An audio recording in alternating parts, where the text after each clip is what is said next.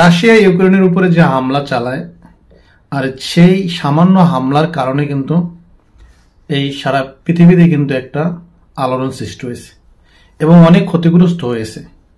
এখন রাশিয়ার উদ্দেশ্য ছিল কি? ইউক্রেনের উপরে হামলা করার, ইউক্রেনকে রাশিয়ার কন্ট্রোলে নেওয়ার জন্য। রাশিয়া চাচ্ছে যে ইউক্রেন তাদের আন্ডারে চলে আসবে, তারা যেভাবে চালাবে সেভাবে চলবে। কিন্তু ইউক্রেনের এটা মানতে রাজি না, সে বিধায় কিন্তু এই যুদ্ধ চলতেছে। ওকে, এখন রাশিয়া চিন্তা করতেছে যে এই যুদ্ধ করে বা যা হচ্ছে এতে কোনো কিছুই হচ্ছে না, মানে একে ভয় দেখাচ্ছে, এ তাদেরকে ভয় দেখাচ্ছে। এখন নতুন মোড় কোথায় যাচ্ছে? যুদ্ধ শুরু হতে যাচ্ছে বা হবে আশা করা যাচ্ছে, এরকমের মানে খবর পাওয়া যাচ্ছে, আপডেট শোনা যাচ্ছে।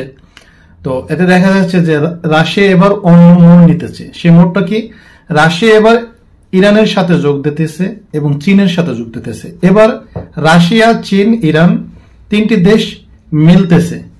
এদিকে আবার ইসরায়েল খুবই এখানে কিন্তু মানে ভয়ে আছে। এখন ইসরায়েল, আমরা জানি যে পৃথিবীর ভিতরে ইসরায়েল একটি খুবই শক্তিশালী একটি দেশ এবং ইসরায়েলের যত যন্ত্র যা কিছু আছে খুবই মানে মানে কি খুবই শক্তিশালী, পাওয়ারফুল।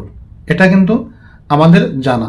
যেমন আমরা জানি যে ইসরায়েলের যে বর্ডার রয়েছে, ইসরায়েল দেশে যে কেউ ঢুকতে পারবে না। ঢোকার আগেই কিন্তু তার উপরে হামলা হয়ে যাবে, অটোমেটিক হামলা হয়ে যাবে। মানে ইসরায়েল এমন একটি পাওয়ারফুল এবং ক্ষমতা সম্পন্ন একটি দেশ। তো এবার চীন, রাশিয়া এবং ইরান এই তিনটি দেশ একত্রিত হয়ে বিশ্বে যে একটা আলোড়ন সৃষ্টি হতে যাচ্ছে, এটা খুবই ভয়াবহ হতে যাচ্ছে। যেটা আমি আপনাদেরকে জানানোর জন্যই আজকে এই ভিডিওটি আপনাদেরকে বলতেছি, জানানোর জন্য, মানে খুব জরুরি জানা সবার জন্য যে রাশিয়া, ইরান এবং চীন এক হতে যাচ্ছে। এদিকে ইউরোপের দেশ, জার্মানি বলুন, ফ্রান্স বলুন, ইটালি বলুন, যে শক্তিশালী যে দেশগুলি আছে এগুলি কিন্তু রাশিয়ার সাথে না। রাশিয়া কিন্তু তাদেরকে মানে তাদের সাথে যে যোগ দেবে, তাদের সাথে যে মিলে যে ইউক্রেনের উপরে হামলা করবে তা কিন্তু না। অথচ কিন্তু এখানে রাশিয়া কিন্তু ইউরোপের এই ইসরায়েল বলুন, এই জার্মানি বলুন, এইসব দেশের উপরে কিন্তু তার কি আছে, তাক আছে, যে ক্ষোভ আছে রাশিয়ার। কেন ক্ষোভ আছে? যে রাশিয়া যখন এই ইউক্রেনের উপরে হামলা করে, তখন এই ইউক্রেনের মানে ম্যাক্সিমাম মানুষই কিন্তু জার্মানিতে, ফ্রান্সে, ইটালি এই সমস্ত দেশে কিন্তু আশ্রয় নিয়েছে এবং তাদেরকে কিন্তু থাকা এবং পারমিশন, কাজের সবকিছু কিন্তু এই দেশগুলি কিন্তু দিয়ে দিয়েছে। এবং এই সুযোগ দেওয়ার কারণে কিন্তু এই দেশগুলির উপরে কি রাশিয়া কিন্তু খুবই ক্ষোভ, যে কারণে রাশিয়া এবার পাড়ি জমাচ্ছে কোথায়? চীনের সাথে। কাদের সাথে? ইরানের সাথে।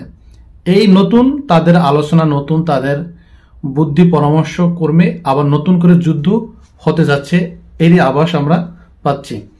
এদিকে কিন্তু দেখা যায় যে ইউএসএ, যে আমেরিকা এবং এই ইউরোপ, এই দেশের যে তারা কিন্তু অনেকে আমরা দেখি যে তারা কিন্তু ডিভাইডেড, মানে তারা আলাদা আলাদা। তারা কিন্তু আলাদা আলাদা না, তারা কিন্তু তলে তলে কিন্তু কি তারা একই আছে। তারাও এটা নিয়ে চিন্তা করতেছে। ইসরায়েল এখন খুবই মানে চিন্তার ভিতরে আসছে যে কি করবে, তারা কি করতেছে, তাদের সাথে আপডেট কি। এই তো আজকে এই ভিডিওটিতে আমি আপনাদেরকে জানানোর উদ্দেশ্য হচ্ছে যে নতুন যে আপডেট, সেটা হচ্ছে নতুন এই বিশ্বে আবার যুদ্ধ হতে যাচ্ছে, হবে, মানে হওয়ার সম্ভাবনা আছে।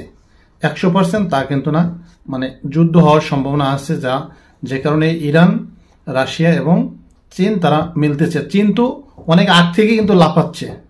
চীনে কি নাই?